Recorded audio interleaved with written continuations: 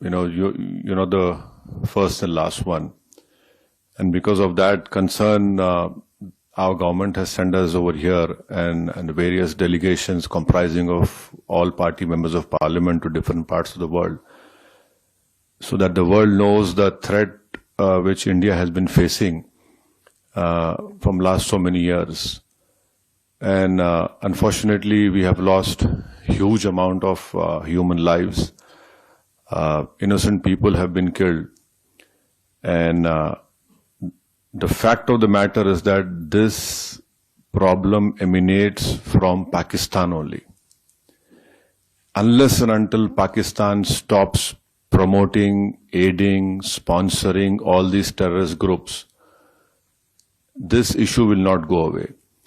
And India has exercised utmost restraint in dealing with this problem.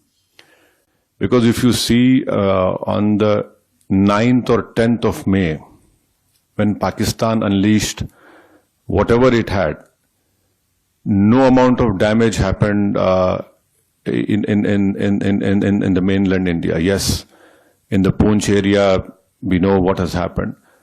But the air defense system, what has been said by the government in the media is that all our technology, all our warfare was able to stop whatever was thrown from a failed state like Pakistan. You're absolutely right, a bomb blast took place in Rameshwaram. Those culprits have been caught. And let me also remind you that the 26/11 incident which took place in Mumbai, Ajmal Kasab was caught.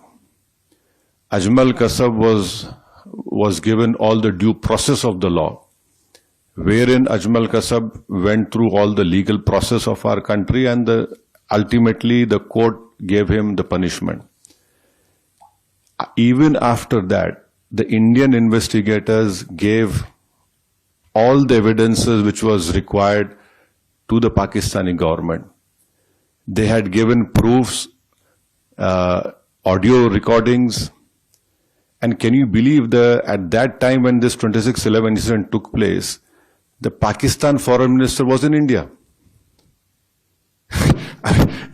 So this is a state which is not at all connected. It is not at all concerned about the safety and what the message that goes out. But unfortunately, because of Pakistan's intransigence, that trial didn't go further up. But when Bahrain was heading the FATF committee and Pakistan was put in the grey list, that trial proceeded. And after that, Pakistan came out of grey list. And unfortunately, those people were convicted only in money laundering, not in terrorist charges. And there was a UN designated terrorist called Zakiur Rahman Lakhvi. I don't know where in the world the prison system is such that Mr. Zakiur Rahman is a designated terrorist, and by being in prison, his wife gives birth to a child. Now this is what Pakistan's legal system or the support of the state is concerned.